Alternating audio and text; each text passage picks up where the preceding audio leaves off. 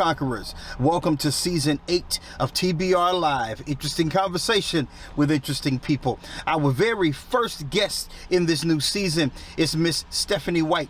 We're going to talk about education. We're going to talk about law. We're going to talk about how these things function. We're going to talk about how do we navigate through all of these things. Listen, stay tuned. Grab some popcorn or something. You don't want to miss this one. TBR Live. Interesting conversation with interesting people. Let's go.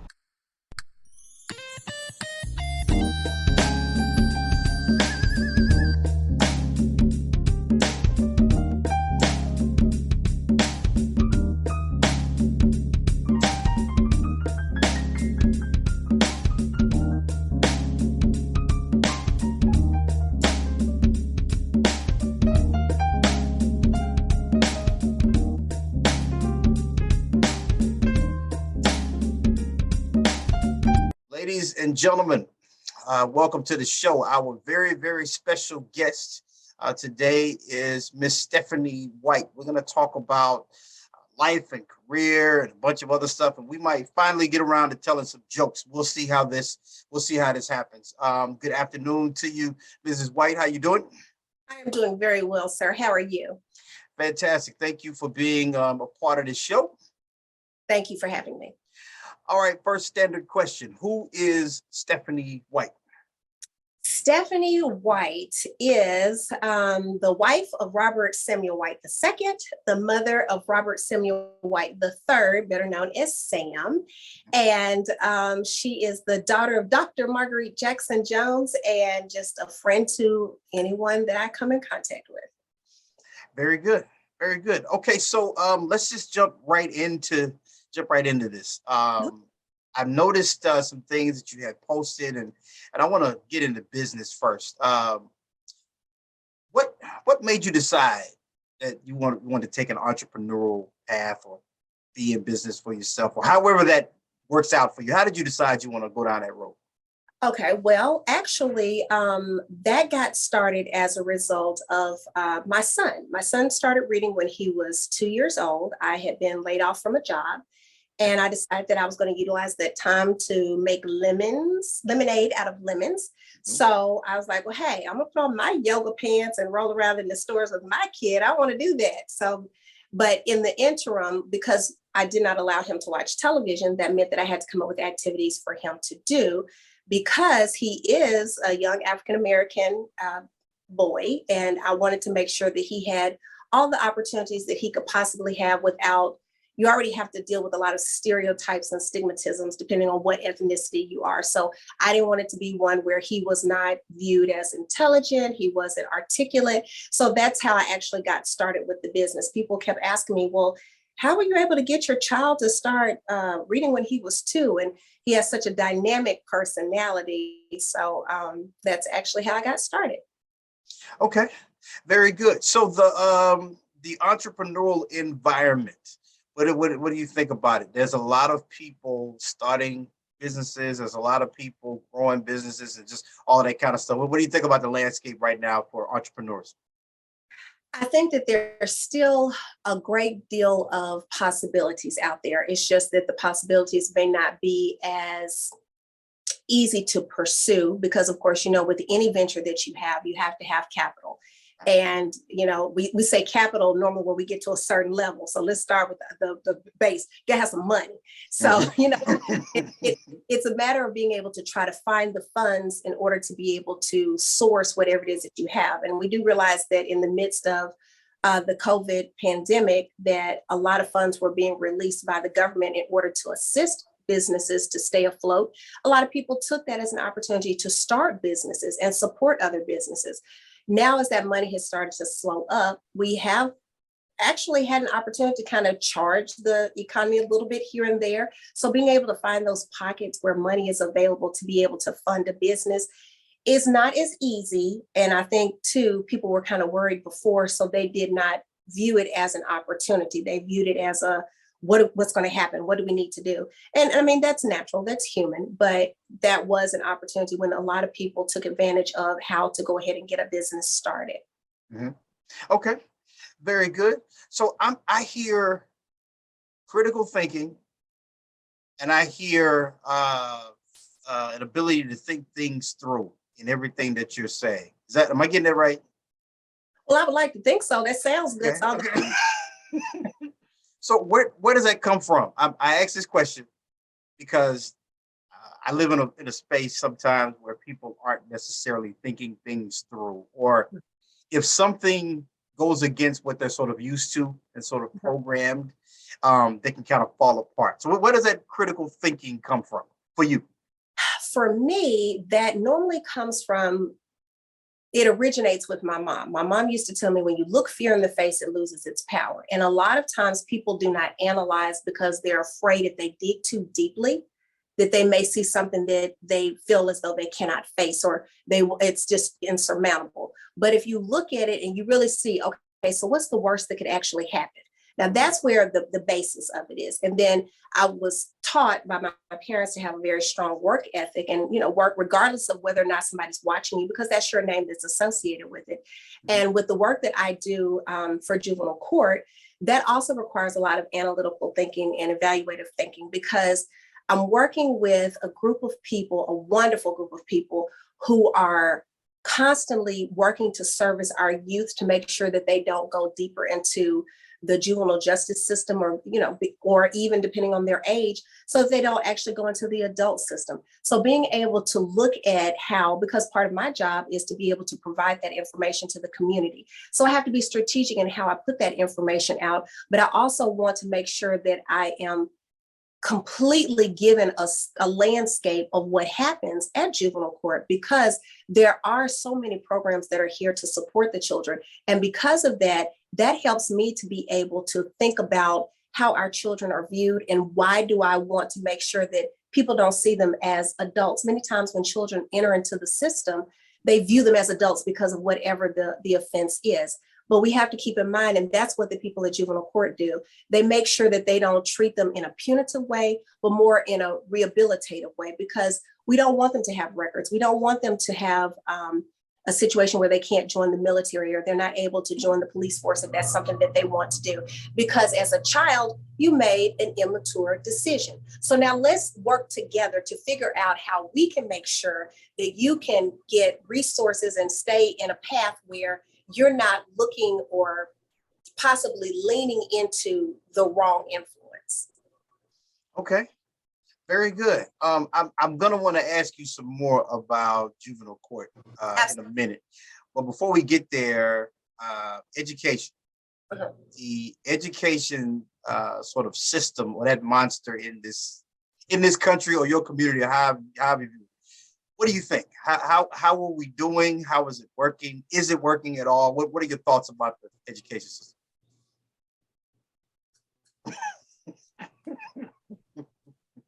I know exactly what I want to say. Okay. I want to be politically correct in the way that I say it. You just never know what bridges you may have to cross again. Okay. As with anything, there are hiccups. Mhm. Hiccups sometimes can turn into coughs. A cough can be a sign of pneumonia. Mhm. I think that there's a lot of inflammation in the lungs of the educational system. And I think that that has resulted because we have had people who have viewed the profession of education as, oh, well, I can work from 7 to 2 and then I can still do this part-time job, or I can do this whatever. And there's nothing wrong with people who work extra jobs. Don't get me wrong, I've worked more than one myself. Mhm. But the most important job, in my opinion, is being an educator, because they are the ones that teach you how to be whatever else that you want to be. I know that people often say that they are not compensated well. I would have to agree. But I know that there's some compensations that are not materialistic. They're not monetary. But that gratification that you get from helping that child and make sure that child is on the right road does not pay the light bill. You still need the compensation. Now, if I were to look at the actual educational system, the reason why I have always looked to make sure that my child, and any child that I come in contact with, is positioned in such a way where he or she is able to be successful, is that I realize that we do have some gorges has some cracks. We have some gorges in some of our schools. And as a result, that will paint a picture of what our overall system looks like. I'm not pleased with what I'm seeing educationally as a whole from America. I look at a lot of our other countries where their children go to school year round. I absolutely love that idea. What else do they have to do? I just finished speaking to a group of children this morning, and I said, let's do the math on it.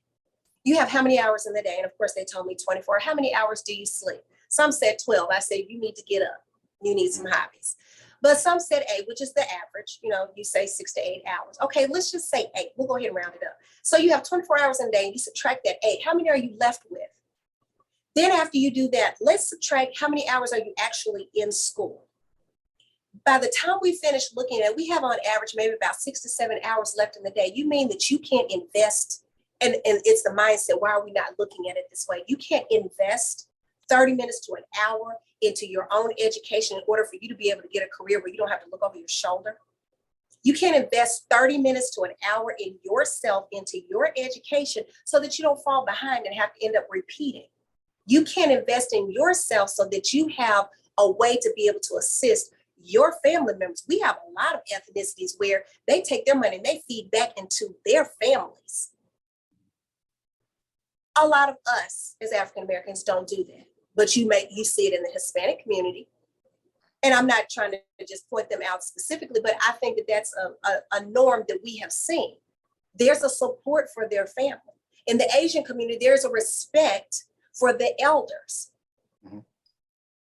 We're lacking something here. And many people may say, well, that's not the educational system. It absolutely is, because we have to teach them in order for them to be able to grow and to learn. Then we also have to remember that some of us have no business being in front of a group of children. We teach who we are. What are you teaching the children? Because it's not always about what you say. Many times it's about how you act, how you react, how you interact, or how you don't act at all. Being able to problem solve and have conflict resolution. Those are the things you may say, well, in the school system, you're supposed to be concerned about what's in the book. I remember once upon a time, and I went to a private school. I will say that. I did go to a private school. It's an all-girls school. But once upon a time in the school system, driver's ed was taught. So we didn't have people just out here just fly. They knew the general rules. You had home ec that was taught so that you at least know how to put a button on and don't just discard something because you say that it's no longer of any use.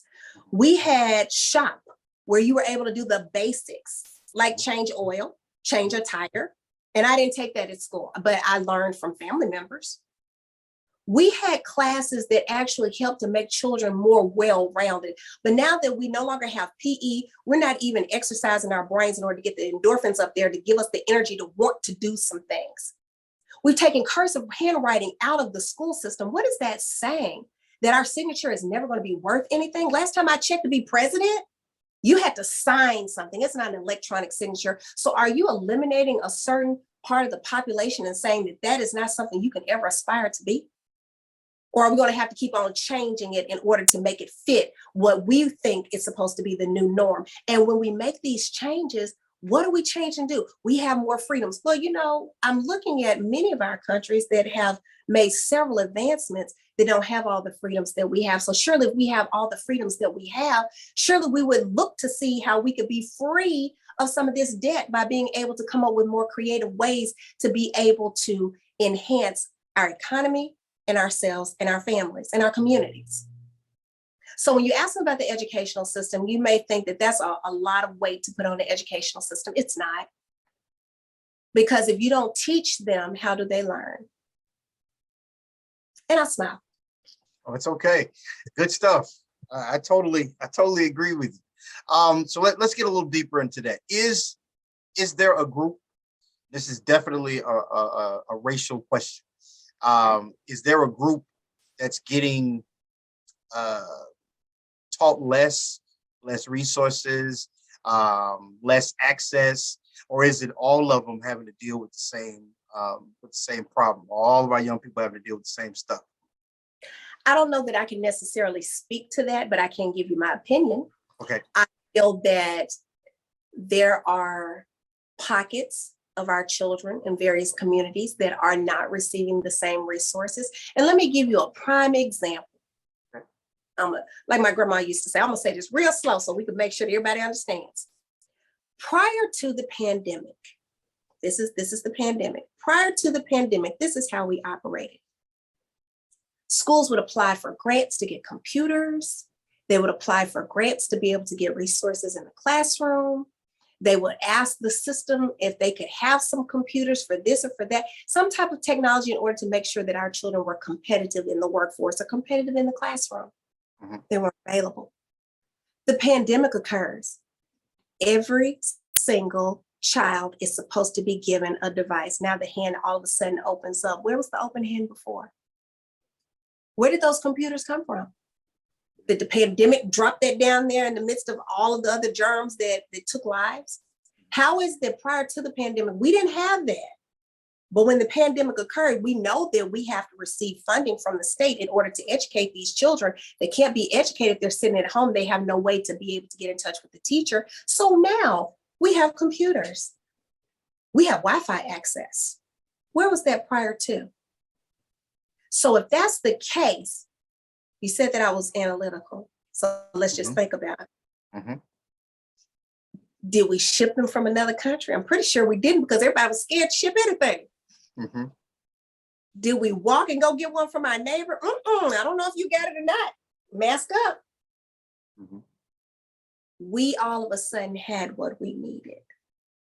So if I were to answer that question with my opinion, I would say that certain pockets have been, I'm not going to say ostracized, but they have not figured out how to tap into or don't know where to go to tap into, get the resources. But when something drastic like this happened, unfortunately, that's when we found out that there are resources available to all. Okay. Wow. Okay. So the virtual school, virtual learning and all that stuff. Other than the usual tech problems that we tend to have with high volume of things and bandwidth and all of that. Yes. Why was it such a disaster? It was a terrible, I was confused because I didn't know at first, but I actually sat in some of the sessions and I saw some of this stuff. It was a disaster in a lot of places. What happened? What went wrong? There are several factors. Number one, nobody was expecting this pandemic to occur. So everyone was scrambling to try to get prepared. Number two, you have a lot of parents that did not have the technology at home. And as a result, they were not prepared. Number three, you have a lot of educators in the system that were not technologically savvy on the front end, let alone savvy enough to be able to let's master what they've come out with so many things. We've got Zoom, we've got Jeans, we've got FaceTime, would be all these different things. Which one of these am I supposed to do? But the one thing that a lot of people did not take into consideration because they were so busy trying to fix the technological issue is that we're talking about many times children. Smaller kids may not, and I'm leaving room for possibility, may not have been as successful in a virtual learning environment as they would have been in an actual learning environment because now I have to be still. The person I'm looking at is not 3D. I can't watch the person walk back and forth and I get a chance to wiggle and do something because I'm a kid and I just want to be, and that's just the nature of a child. But now I have to sit here and I have to focus and I have to look at this one little spot. And after a while, my eyes get tired and I'm a kid and I don't want to sit still that long. And let's just be very realistic. We have a lot of kids that are over the age of 30. No doubt. I don't want to sit down and look at a computer for an extended period of time. When we look at the psychology of children and how they learn, we have to realize that those are things that have actually been tested. And children don't always thrive well sitting down for extended periods of time. But we were forced to do that because that was the only way that we could get the education into the home. So we did what we had to do. And I say we because as an educator, I was tutoring, so I had to do virtual tutoring. We had to figure out what to do in order to get that into the home. So when we have some parents who complained about what the teachers were doing, they're gonna have to cut them some slack on that because nobody was prepared. Well, okay, we've been in school for 3 months. Okay, well, it took them 2 months to work out the glitches with the Wi-Fi that they gave you because they'd never done it before, because remember, the resources weren't available. Mhm. So we had to figure that out. And then once we figured that out, then it was a situation where now we have some parents who may not have the option of working from home. They may be frontline people. So now they're putting their lives in danger because they don't know anything about the pandemic and what it will do on the front end. So now you have this worry. I'm worried about my child's education. I'm worried that my child is sitting in front of the computer like he or she is supposed to be doing. I'm worried that I could potentially lose my job because I need to go to work. I have to leave out of this home. So now I have to depend on this child to sit in front of this computer while I'm gone if they're of age to stay at home alone. Mm-hmm. Children learn, oh, I can stick my picture up there. Y'all don't know what I'm doing. I can text my friends. I can do whatever. And then what we see is that while there was already a sort of educational divide there, it got deeper. So our educational divide comes in the summertime. And just being realistic, once exams have occurred, I can't attest that there's a whole lot of learning that goes past the point of the exam. So you've got that time period. Then you've got the summertime. Then when school starts back, you have that 1 month of possibly doing a review or getting scheduled straight. So then it's a babysitting situation in many cases where y'all just sit there and be quiet until the bell rings while we figure out these schedules.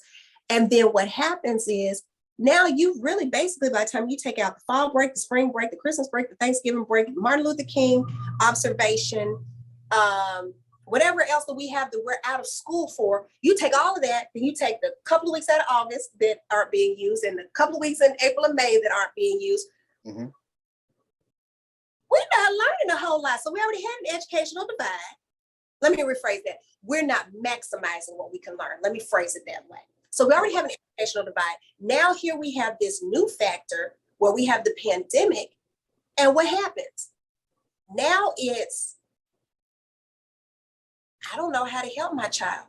I heard more parents say, I'm not a teacher. They got frustrated. I'm not a teacher. Well, your child can't get to the teacher. So you're going to have to support the teacher. And I think there are a lot of learning lessons that occurred during that time period, because if nothing else, maybe you see how you really should have been supporting the teacher when the child was there at the school, because if you're not able to deal with them at the house, imagine how some of them are thinking inside the classroom. Mm-hmm. So let's get a handle on some of these behaviors and some of this respect that we need to be exhibiting, and some of this self-discipline that needs to be exhibited in order for us to be more successful. So I think that is what occurred. There were a lot of factors, because now parents had to become assistant teachers. Then you had teachers who had to become technician support and experts. And you had children who were caught in the middle, who needed to learn, who got irritated with the idea that this is how they had to learn. And everybody's in a frustrated state and nobody's to blame, but everybody's getting blamed. We're pointing fingers. Mm-hmm. Okay. This is the last question about that. And I promise I'm gonna leave this alone, but I'm enjoying this. But this is the last question. And I think you've already said it, but I want to ask it anyway because I'm an instigator. If you get the call right now, you're now in charge of the education system in this country. It's now your job. You all have to do whatever it is that you want. What's the top 3 things that you would do? Number 1, we're going to school year round. Okay. Number 2, reading is normally taught from pre-K to about 3rd grade. And that's basically where you learn all of your reading. However, I think that we need to be able to have some more reading supplements that go along with that, because many people think of reading as, okay, well, you can call these words out because you look at them. Mm-hmm. But do you understand what they mean? So past the reading, actual recognition of words and sight words and phonemes and all that good jazz, now we need to continue on at least up until 6th grade with the comprehension. And number 3, we're going to have to bring back some of these things that we took away, because we all were successful adults and we knew how to write in cursive. Some of us know how to change our oil and change our tire. We know how to sew. We can put a button on. We're not hard pressed and trying to fit. We were taught to think outside of the normal classroom setting. So those will be the three things that I would require. We're going to have to bring back the cursive handwriting. We need to bring back the PE, the physical education. We need to bring back recess. Children can't sit down all times of the day. Adults can't even do it. Folks get up at a job, you're supposed to be working there 8 hours a day. If you were to look at and actually take account to how much time you wasted at your job, you would see you're no better than your child that you try to fuss at. Mhm. So we need to be able to bring them the opportunity to still be children. They're not little miniature businessmen and businesswomen. They're still kids. They want to play. Mhm. And we don't take that into consideration. And so we chastise them for that. And as a result, they're taught that society says you can't do this. So now I start engaging in adult type activity. And we don't realize it's just the little things. It's the little things. Just like I said about taking the cursive handwriting out. What are you saying to me? That my signature is not going to be worth anything? So those would be my three things. Okay, very good. All right, let's change gears a little bit. Criminal justice. Yes. How did you decide or land in or pursue? How did you decide that criminal justice was going to be something that you was going to be involved in? I actually was asked to take the position of someone who had passed. Okay. Some very big shoes to fill. Mhm. I knew that I was up for the challenge. I wasn't sure that I wanted to take on the challenge because I thought I'm doing fine right where I am. But a lot of times we're lazy. There are things that we can do. We can bring our skills to the table. There's more room at the buffet for some more food. So when I started working for juvenile court, I wasn't exactly sure what juvenile court was about. And I really am thankful for having had the opportunity because what I do with community outreach and information activities is that I bring the information to the community to let you know how we can support our children, what we're doing here at the court in order to make sure that our children don't go deeper into the system. I literally have the privilege of working with a juvenile court judge who has a heart for the children and 12 magistrate judges that literally go the nth to the last degree to be able to help the children. It's not, as I may have stated earlier, it's not about being punitive. It's about being able to rehabilitate the children because we don't want them to have records.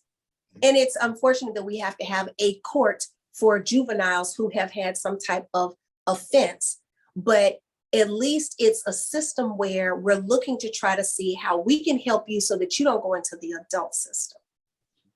And I think I kind of skirted around that, but to directly answer your question, that's how I got started in it. And I have greatly enjoyed my time that I've been with juvenile court because I have been able to provide information about the wonderful things that are done here.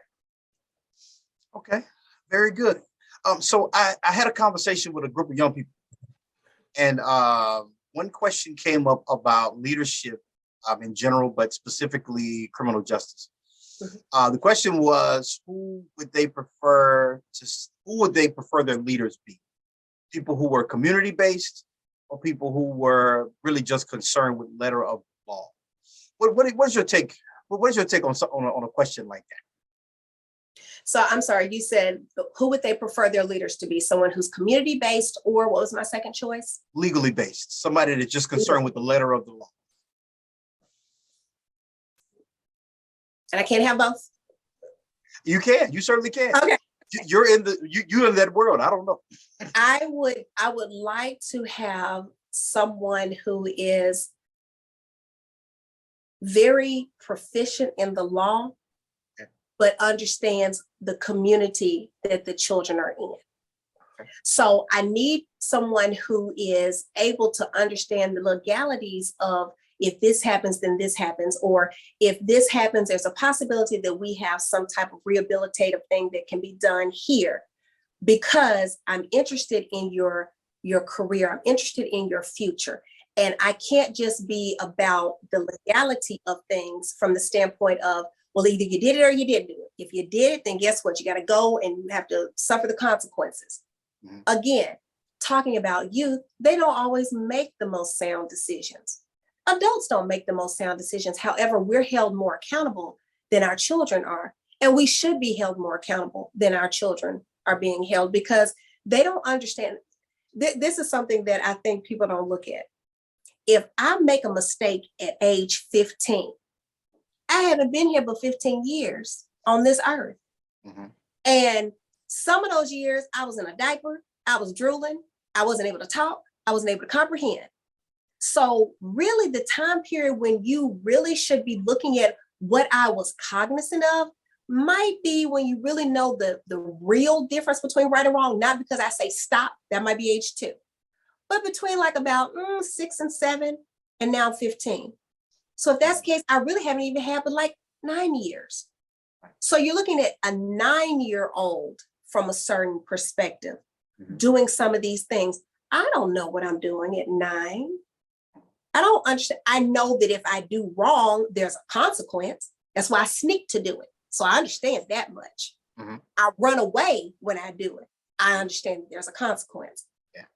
But do I understand the huge ramification of the fact that I could go somewhere and not be able to see my parent? I can't just roll over and decide I'm about to get up and go somewhere. I don't have the opportunity to select my own clothing and my own undergarments. I don't think that far.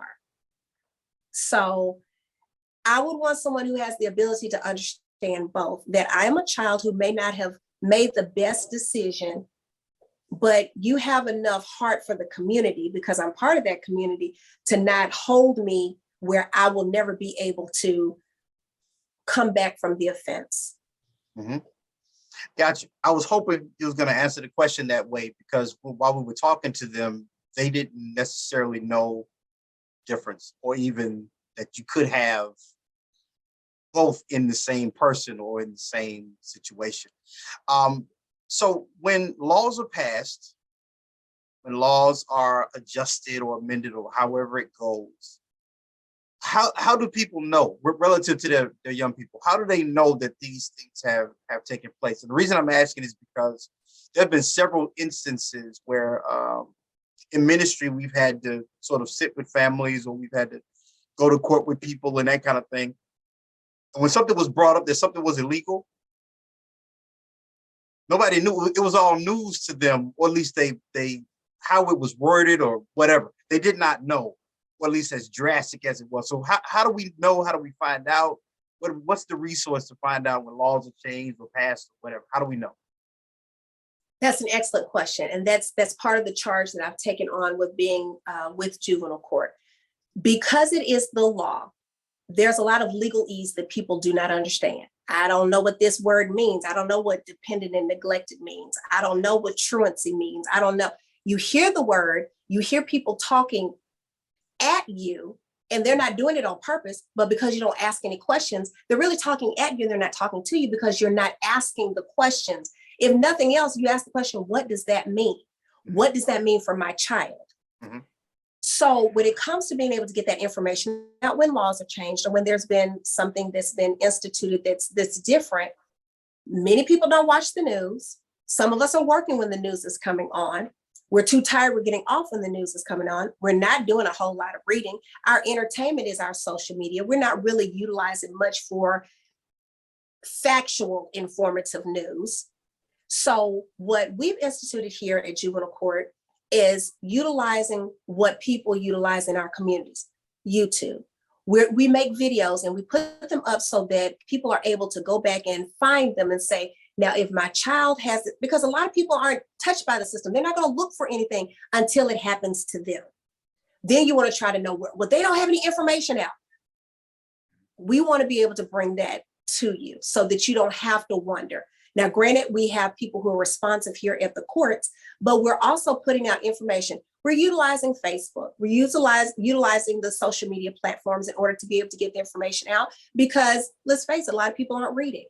We are compressing information into shorter newsletters, not to say that people can't read. People are in a time crunch. They don't have as much time to read. People aren't using, oh, let me sit down and let's read the newspaper. Newspaper is almost becoming archaic at this point. You're not seeing a lot of people sitting down with the paper to be able to read, which is where we got a lot of our information from. The newspaper, the radio, the evening news. So now what we've been doing, and I think that there are other courts that are utilizing various forms to get the information out, but we're providing that information by creating videos that can be looked up, because when you're on social media, if you're on Instagram, you can't go and do a search for something that you found. You can't do that on Facebook. So we've decided to utilize YouTube as a means of being able to get information out to the constituents in our neighborhoods and inside the various populations, so that folks know this is what's going on. This is what I have a question about. Do we have all the answers up on YouTube? We do not. So when people call or they ask for information, I want to make sure that I address that, because if you thought about it, somebody else will, or something will happen where it becomes an important topic to another person. I don't want to ever leave any stone unturned. So we're working in order to be able to make certain that the information gets out there, because there are a lot of things that people don't know about the justice system, and they don't ever find it out until they get stopped. Like, for example, I was driving in my car. I'm about to tell off on myself. Mhm. I'm sorry, it was not my car. I had taken my car to the shop. Okay. I had my phone out in order to get directions.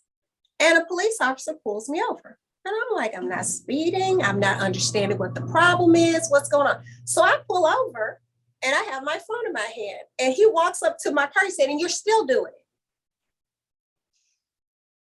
it. And you're still doing it. And I have the window down. He said, you do realize it's illegal for you to have your phone in your hand while you're driving. I say very innocently, oh, I'm not talking on the phone. I'm trying to get direction. You still can't have your phone in your hand. Now, as analytical as you gave me before, my little brain was focusing on getting where I was going. It's a distraction either way, Stephanie, whether you're talking on the phone or you're looking for direction. And so, because I'm so wrapped up in I'm late, I need to get somewhere, I'm trying to find the directions, I looked at him and I was dead serious. I said, well, how am I supposed to figure out how to get there if I don't put the directions in? You can mount it on your dash, you can do such and such. I said, but this isn't my car. Mhm. Well, you could have gotten something, but, and I kept saying, and I know he had on a body cam. And I said, if they ever looked at footage and saw my, I really honestly was sitting there like, what? Like, Mhm. I didn't know I was not able to ride in the car with my phone in my hand. I did not know that. And I guess I never had to address that or deal with it, because my vehicle has it where the directions I can put it in, and there's a map there. So I don't have to look up and down. I don't have to look. It's right there where I can see it. Mhm. Somewhere, somebody told us that we weren't supposed to do that. I didn't see it. I didn't know. Not like I'm on YouTube and Instagram and Snapchat saying, oh, can you ride down the car? I wasn't looking for that information. Mhm. But he said, I'm a pretty good judge of character. He said, and I know you're not lying to me. I said, lying about what? I said, I'm using I was really having a moment. Honestly, I was having a horrible moment. And I thought about it, and he and I ended up at the light. He did not give me a ticket, he gave me a warning, and I appreciated him for that. And so we got to the light and we were side by side, and I was flagging him down. I said, do you have some information, a brochure or something? So I get in the lane behind him so that I can get a brochure, because I wanted to tell other people. I don't want anybody else to stop, because they may not have gotten the same officer in the same good mood who would have said, hey, I know you're telling me the truth. Let's spread the information so other people don't get in trouble. So to answer your question, where do people get this information? A lot of information is now becoming available on social media sites and various platforms where people are trying to reach people where they're looking. I'm not gonna say reach people where they are, but reach them where they're looking. Okay. Very good. So the justice system, criminal justice system. I'm always wondering, and people are always asking, is it a just system? So my real question is facts versus feelings. This is where I'm going. A lot of times, the way that we view criminal justice system has a whole lot to do with how we feel about a thing, more so than the facts, what actually happened. So what is your take on that? How do you feel about that? Is it a just system? Mm-hmm. I will say yes. Okay. I will say that it is a just system. If we're going to look at something holistically, I think that absolutely, completely, it is a just system. Now, do we have some areas of improvement? Absolutely. We all have areas of improvement. We can look at ourselves and think we look good in a suit and then realize, oh, you know what, I should have pulled this out. There's a wrinkle here. There's a wrinkle somewhere sometimes. There's a heel missing off the cap of a shoe. When we look at the justice system, sometimes people feel as though it's like having a parent who has two children. The two children do something they're not supposed to do. But whichever child gets to the parent first, they kind of lean towards that child if they don't know which one. Well, you shouldn't have done such and such. You're already taking the first child's side before you actually find out about it. But the reason I believe that it's a just system is that we have people who are in place as judges who are provided the facts based on what each attorney brings. I have to make my decision based on that information and based on the law. Now, do you have the best attorneys out there always representing your case, depending on whether or not you can afford it or not? Then therein lies the situation where you're saying, that judge put me away. Well, if you have somebody that's overwhelmed with cases, they may not have had the opportunity to provide you the best defense that they could have. That's not a slight to anybody, but that's just being real. We can all go to school to do something. We can be equipped to do something. Are we making sure that we are the best at that thing? Therein lies the factor that could be the determinant for the way the door swings this way versus the other. Because you're going to have some people who may see this and they may say, oh, she don't know what she's talking about. They just doing Black people wrong. Unfortunately, and let me say this, I'm biased based on where I work and what I have seen. I have seen attorneys that have gone back to try to get some more time, and we need to be able to tell, I need a little more time. I need to be able to find this information. I have seen that. I have seen judges who have said, have you gotten XYZ? Do you have such and such? Are y'all ready? You know, that kind of thing. You don't want, and even the way that the judges explain to the children, if you decide that you want to waive your rights, do you understand that this means that you can't do this or you can't do that? Do you understand that that means that this attorney could say this or could take this action against you? Is there somebody who coerced you to do that? Are you sure you're comfortable with making this decision? It's not that they're trying to talk them out of waiving their rights. It's let's make sure that you really know what that means. So from where I'm sitting and what I have observed, I would say that it is a just system. But let's keep in mind that it is just a system too. So if you are just looking at what they can do, then I need you to start with the system you had that you just didn't institute before your child got to where they were. So it is a just system. Now, in those cases where you have someone who's accidentally picked up, those are heartbreaking stories because we have seen enough news stories from across the world where children have been, or young adults have been killed, have been gunned down, have not been able to breathe, have been put in situations where a life was lost. It's not to say that that crime that was committed was not, if that was the case, if they were guilty, it's not to say that crime was not worthy of having a punishment, but I don't know that the punishment deserved the life being taken, because that's still going to be somebody's sister, somebody's brother, somebody's father. Now, if you took a life for a life, I know people view that differently. And I won't speak to that part, but I don't think that an offense that did not take a life or did not violate somebody's body warrants taking somebody's life, because we're not looking at how to utilize the system in such a way where we are protecting people. Now, let's be real about it.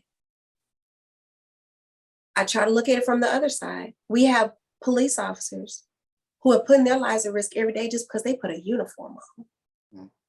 So I don't know that there's really a way to determine. I normally operate in black or white. Here, I think I'm in the gray because there's so many extenuating circumstances.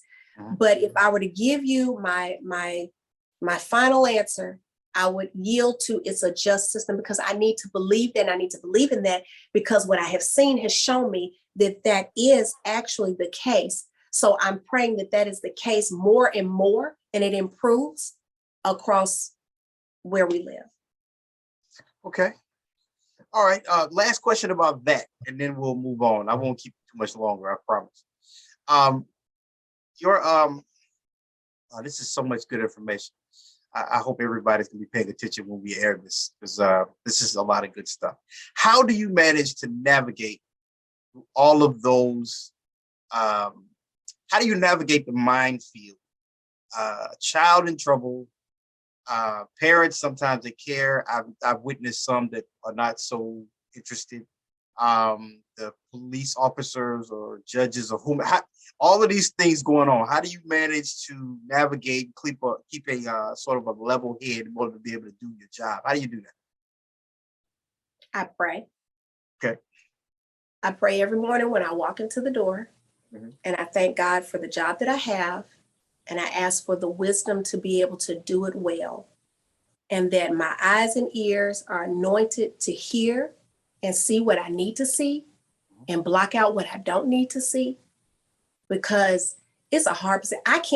It's a hard position being where I am. I can't imagine being a judge. I can't even imagine that type of pressure.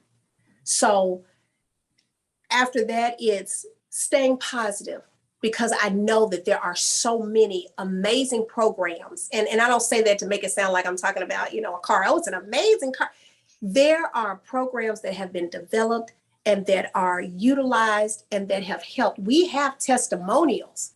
The thing is, because our children are underage, we cannot show that. And that's what a lot of people don't realize. There are a lot of positive things that go on in juvenile court. We aren't able to actually put that out there because then you will know what a child's offense is. And we protect our children. We can't put any information out about a minor. You might be able to get the basics. Is the child there?